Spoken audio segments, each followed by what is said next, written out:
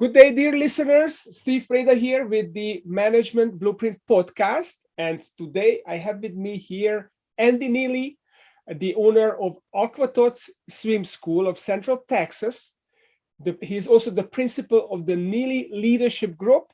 He's an adjunct professor at the MBA program of Concordia University, Texas. And he's also a best-selling author of The Golden Principles. Welcome to the show, Andy. Well, thanks, Steve. I'm excited to be with you and be able to invest some in your audience. Thanks for the privilege. It's awesome to have you. And I'm very curious about the things that you bring to the table. So let's start with your entrepreneurial journey. How do you end up owning a swim school franchise, as well as doing other things? So it seems like you're a good delegator because you have your Neillie Leadership Group. You're also a professor. You write books. So tell us about your journey.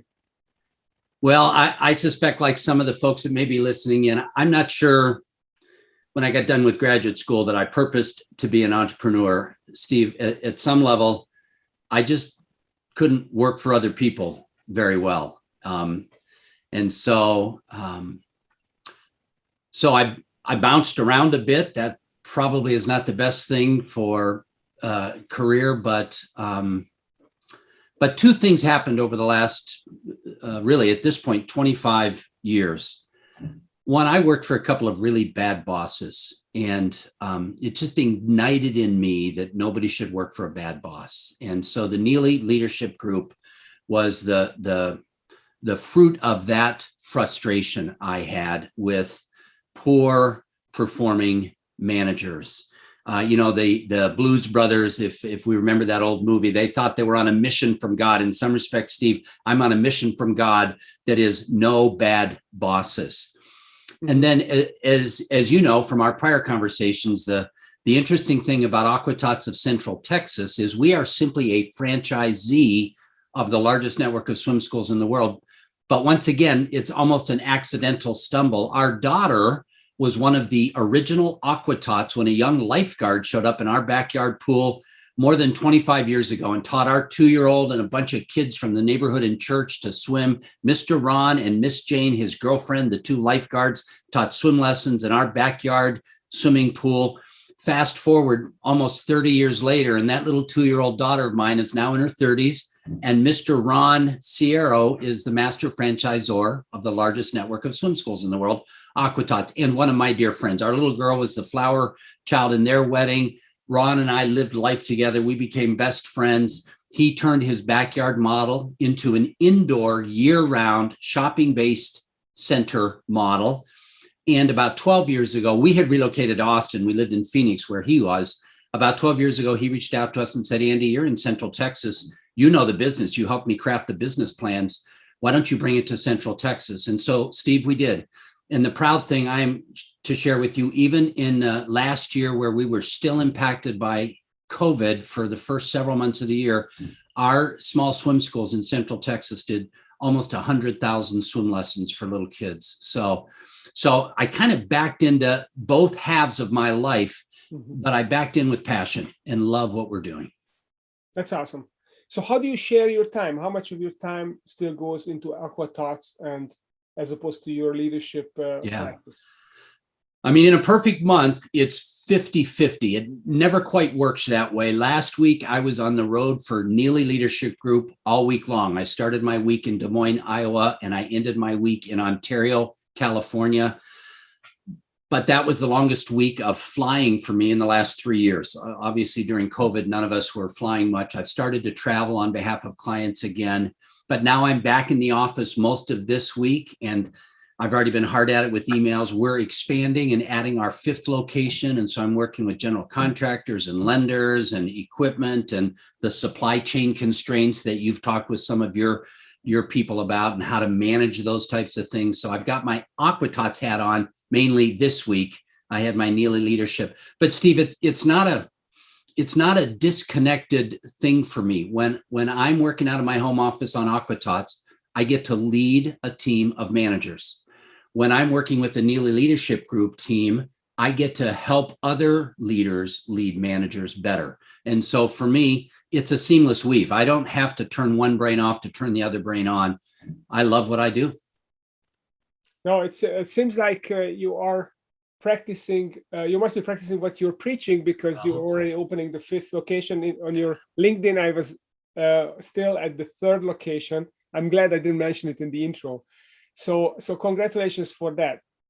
So let's talk a little bit. Let's switch gears here and talk about the blueprint, the leadership blueprint that you came up with, which you call the 4 leadership necessities. Right. So what are these, and how did you discover them?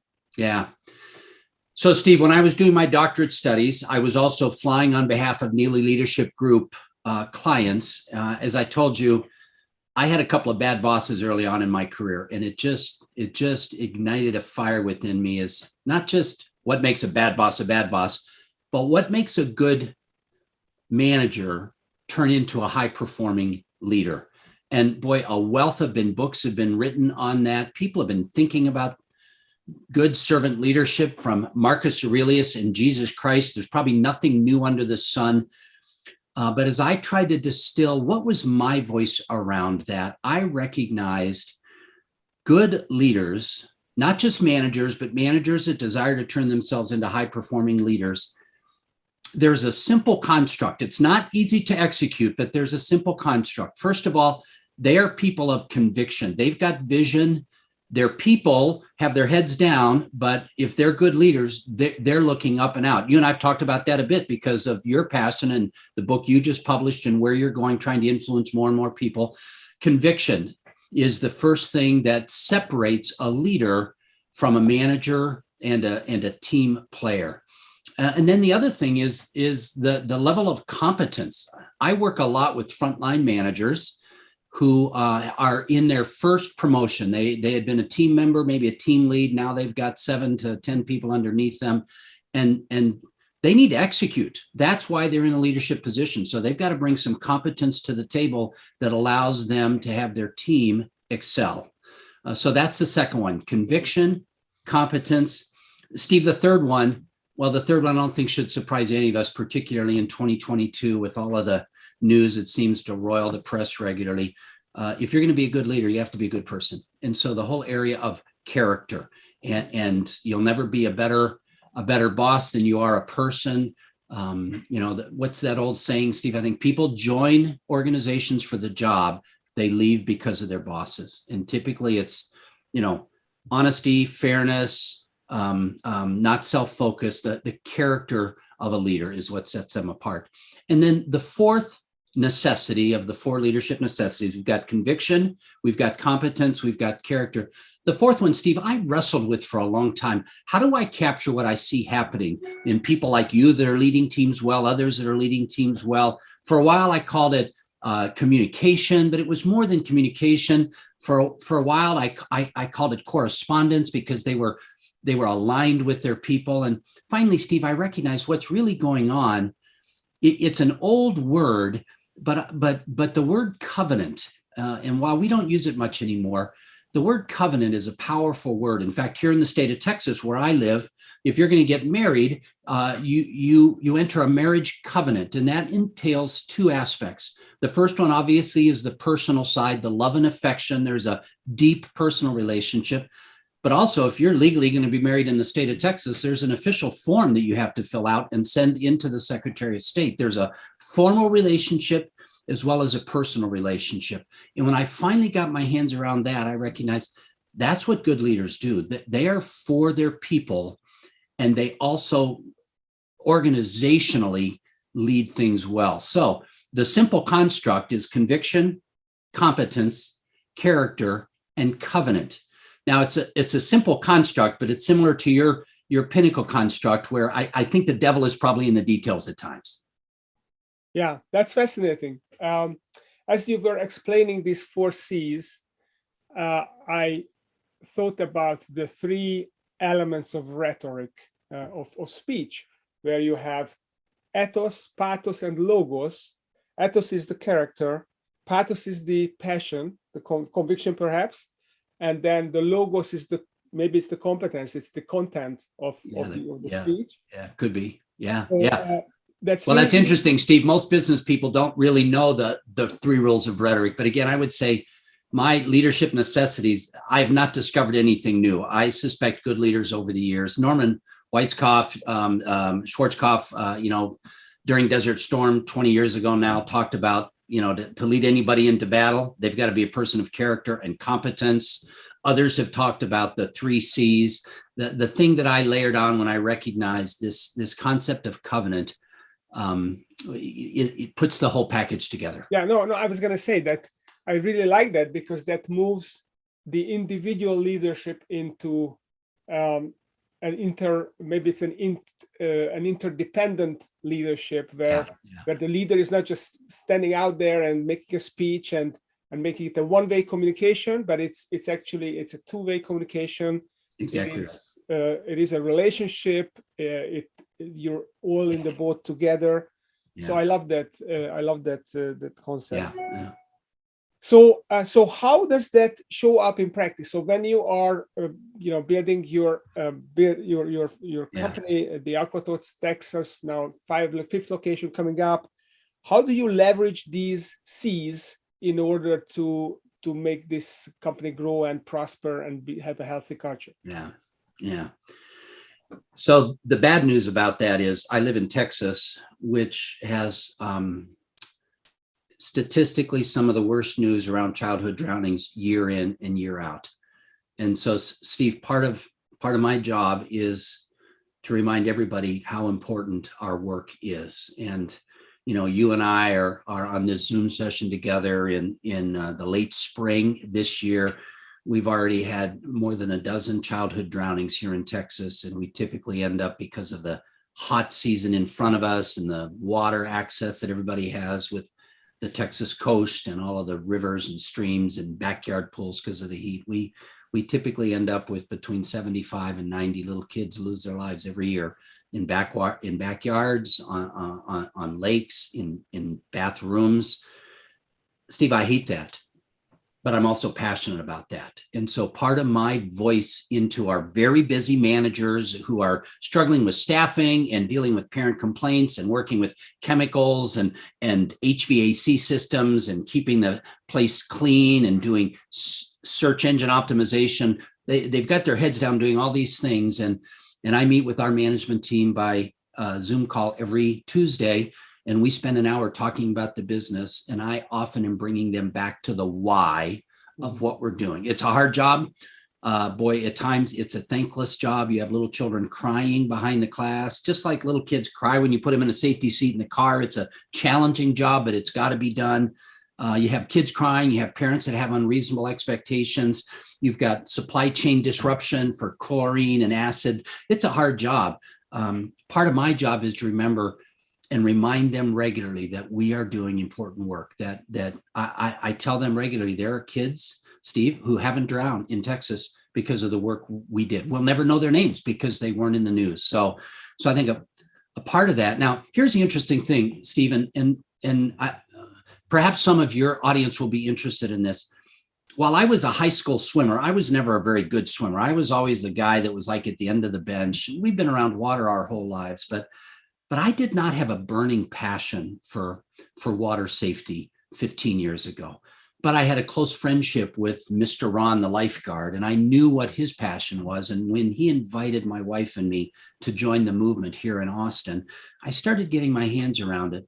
And Steve, I will say, I'm a case study of somebody where passion grows. When you invest yourself in something, passion grows. I think I've always been wired to be passionate about good leadership. I also am passionate today about kids and water safety. I'm kind of annoying anytime I go to a group setting and there are parents with little kids.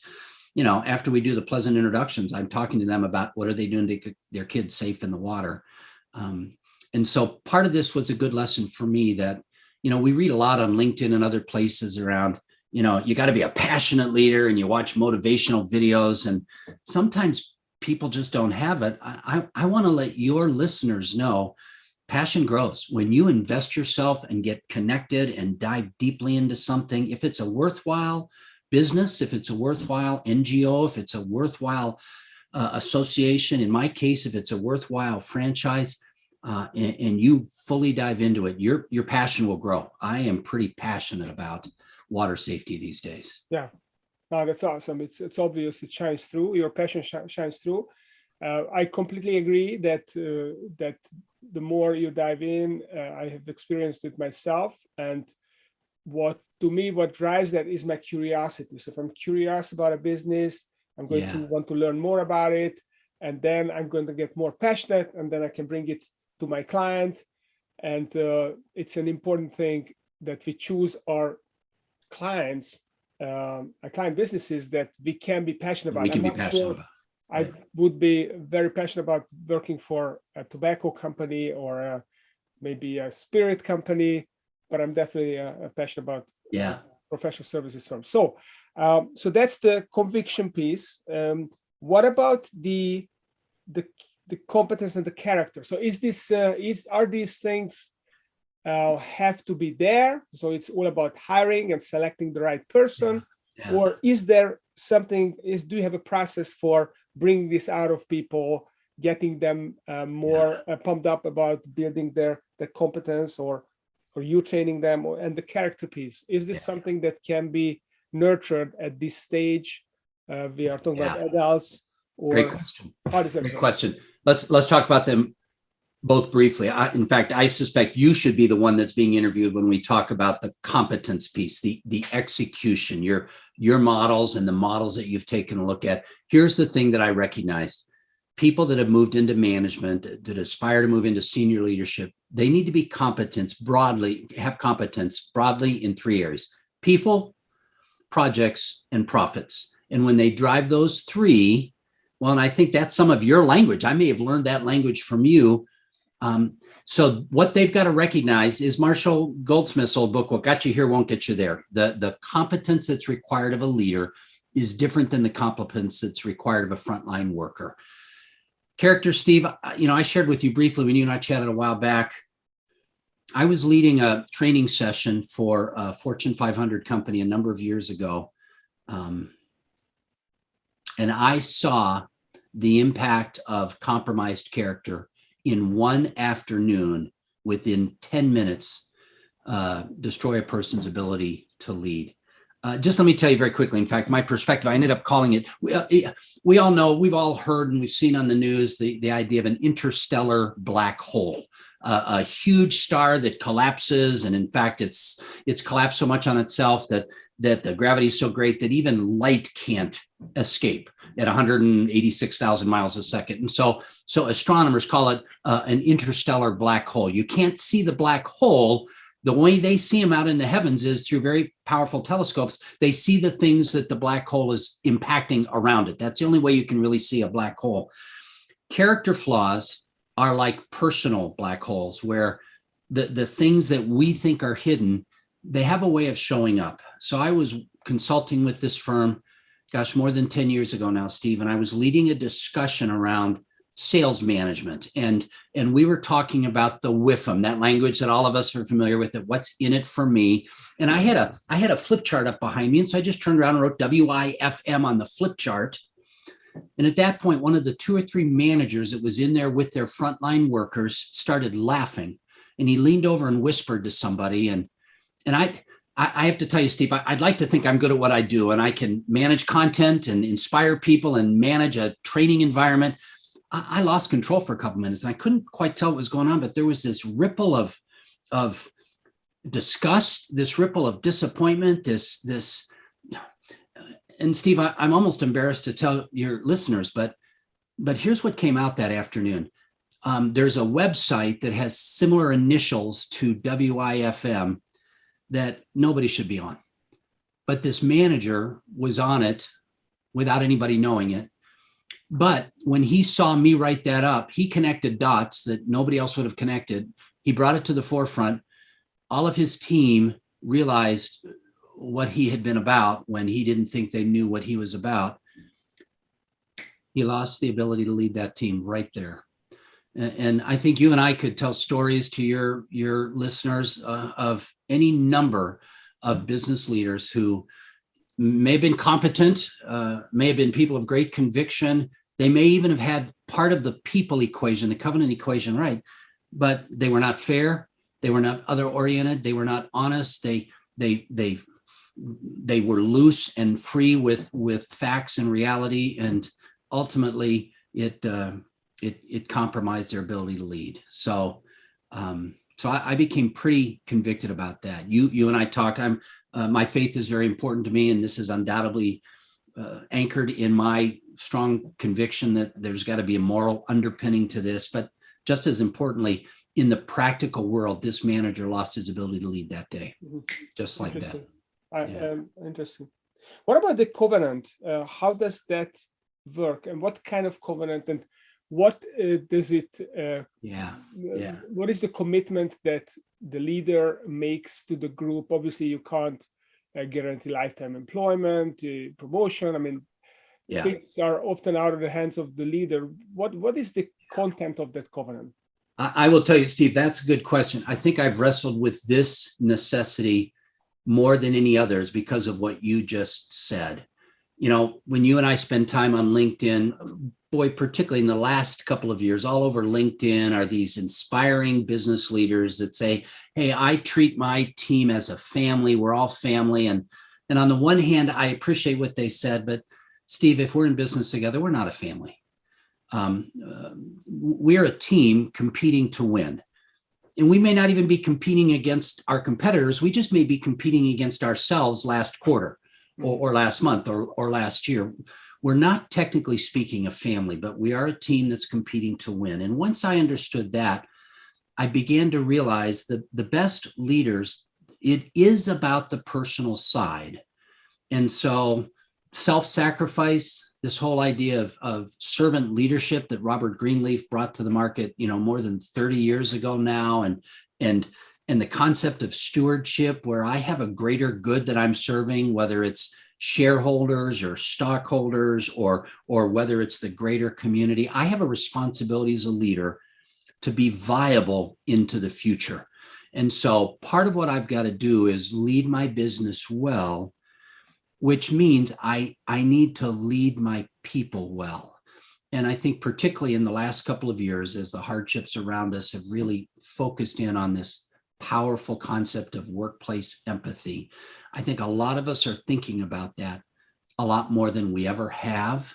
My balance to business leaders is workplace empathy does not mean the chickens run the hen house, though. You still need to be a wise steward. You need to serve all of your constituencies. There is a dynamic tension in the concept of covenant that I don't ever think goes away. A couple of months ago, we made the very difficult decision to let go of one of our managers. We'd had a whole series of hard conversations for a series of months. The manager's performance was not C-, Steve, but it was not A performance. And I have a responsibility as the owner of this enterprise that's passionate about helping kids get safe in the water to drive toward doing our very best. When the day we let that manager go, that manager was accusatory, was angry, said we had violated all the core values that we espouse. And it was hard to hear that because I had done what I thought was a really good job of balancing this concept of covenant. The manager ultimately came back a few weeks later and was in a much better place, but it's a tension. I mean, your listeners need to recognize one of the jobs of a leader is always communication. Doesn't matter what's on your business card. In some respects, if you're in a position of leadership, your real title is Chief Communication Officer. I don't have a great memory, and so sometimes I have to treat our team members like I would treat a customer, where I take notes on names and birth dates and anniversaries and things so that I can show them I care. So there is that whole side that Brene Brown has reminded us so much of in her many books on empathy. But there's also the tension of I am communicating toward where we're going. We're not technically a family, we're a team. Mm-hmm. So this covenant is relative to the mission that you're on, and it's basically it's a set of, maybe it relates to the conviction, the competence, the character. So if you drive with the conviction and show the competence and the character, then we are going to be a successful team together. But it's a two-way house. You have to deliver that, and then I, as your leader, are going to deliver that as well. Yeah. I think that's a good way to look at it. So in terms of communication that you just mentioned, how important that is, there are three conversations that you talk about that leaders have to have. So what are these conversations, and what are their purpose? Yeah, so the first one is the hard conversation. In fact, in some respects, I will say that clear demarcation between a manager and somebody who aspires to be a high-performing leader is they're not afraid of the hard conversations. They don't avoid the hard conversations. A lot of people don't enjoy them, but if they're necessary, you have them. The productivity conversations, the write-up conversations, that we're going to put you on a plan conversations, or just the hard conversations about things that aren't the way they need to be. Managers get the easy conversations. Team members get the easy conversations. Leaders get the hard conversations. And so the very first conversation that defined you as a leader is that hard conversation. Are you willing to call somebody into the office? Are you willing to get on a Zoom call with somebody and make good eye contact with them and talk about their performance, talk about their behaviors, the hard conversation? The second conversation is the developmental conversation, or what the language today really is the coaching conversation. How are you helping that person? This isn't a hard conversation. You're not putting them on plan, but you're not letting them be where they're at. And so how are you investing in them skills and behaviors to improve their performance? The best managers and leaders I work with, I really encourage them to have at least a once a month meeting that is a discrete, different meeting than any other meetings they have with their subordinate, that I call the FAST coaching conversation. And you and I talked a little bit about this, the FAST conversation. There's an acronym there about focusing and aligning and next steps. And I'll make a resource available to your folks at the end of our time together if they want a little bit more, but a 20 to 30 minute monthly conversation specifically focused on skills and behaviors.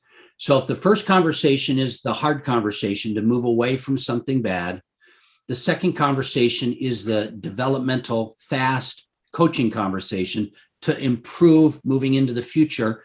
What I recognized is the third conversation is probably the most important conversation, and it should happen all the time. I call it the threefold affirmation conversation. And it really takes us back to the concept of trust, and trust deposits and trust withdrawals.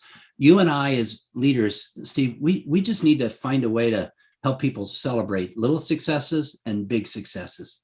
Boy, particularly in today's environment when, people are beat up by the time they get to work. They're beat up by the time they make it into their home office and turn their Teams microphone on for their first call of the day. It's hard out there. There have been a lot of withdrawals. You and I need to be purposeful about making deposits. And I call it the threefold affirmation conversation, because I really want to think about how can we make 3 deposits anytime anybody does something well. The first deposit, hey, Steve, you really nailed that. Good job. How did you do that? Is the second one. So first one is, I celebrate Steve's success. The second affirmation is, Steve, tell me what you did. And he gets to rehearse it again in front of me. And then if it's appropriate, it might even be, hey, Steve, we've got our meeting on Tuesday afternoon with the other managers. Can I turn it over to you for a couple of minutes to tell them how you solved this problem that we're all struggling with? And so in some respects, that one thing that my team member Steve did well, we just got affirmed 3 times. I affirmed him. I asked him to affirm himself in front of me.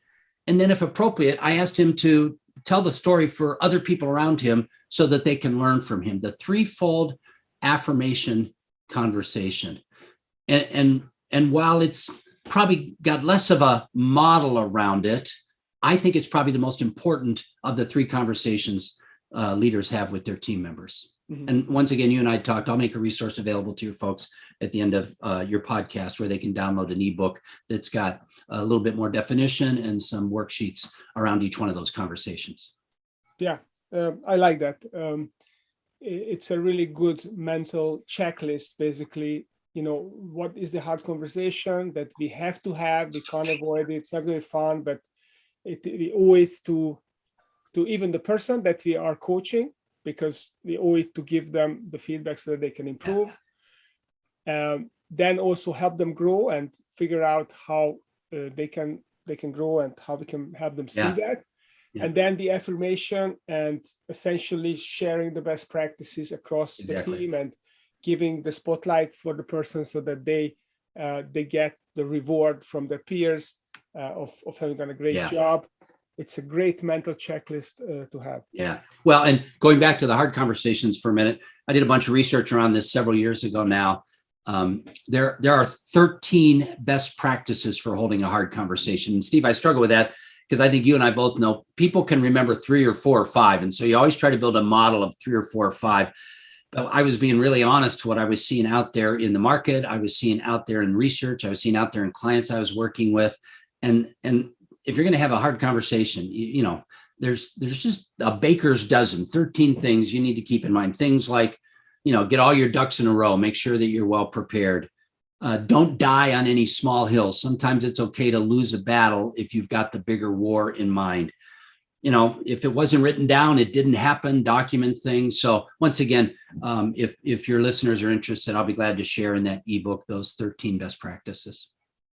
Okay, well, I'm sure many of the listeners will be interested. So how do they find out about some of the goodies that you mentioned? Also your book, I didn't get time to talk about that. The golden principles with a nice golden retriever on the cover. So give us some directions. I don't have the audience that you have, Steve. I'm pretty passionate about what I do, but I'm a pretty small guy. If they just send me an email, I'll be glad to send them the ebook. It's Andy, A-N-D-Y, at neillieleadership.com. And I'll be glad to drop them that ebook. My book, The Golden Principles, as you know, Steve, my wife and I have rescued dogs for years. We're on our 9th and 10th golden retriever right now. And gosh, about 10 years ago now, I had a book publisher in the back of a room where I was doing a keynote. And he and I started talking. I told a story about one of our dogs and what I learned from Redford about being a better leader. And he said, you got any other dog stories? That would make a good book. And it did. So The Golden Principles, Life and Leadership Lessons from a Rescued Dog is available on Amazon. Once again, if somebody reaches out to me, I'll be glad to send them a copy of it. The ebook will be free. I'll just drop that in the mail, drop that in their email. So I would love to help out any of your followers that I can. Okay, that's awesome. And the Neillie Leadership Group, the website is Neillie Leadership Group. Yes, Neillie, Neillie. So you can go to Andy at neillieleadership.com or neillieleadership.com website. Yes. In fact, there's a number of resources there. The ebook is on there, and there's some other resources if they wanted them. Okay, so check the show notes. It's going to be all in there as well. So Andy, it was great chatting with you. You've got some really powerful ideas around leadership and some easy mental frameworks that people can follow. So thanks a lot for coming on the show and sharing it with us. You bet, my privilege. And for those of you listeners, if you enjoyed the show, please don't forget to rate and review us on Apple Podcast, subscribe on YouTube, and stay tuned next week because another exciting entrepreneur with a framework is going to show up and share it with you. So thanks again, Andy, for coming, and have a good day. Thank you, Steve. Appreciate it.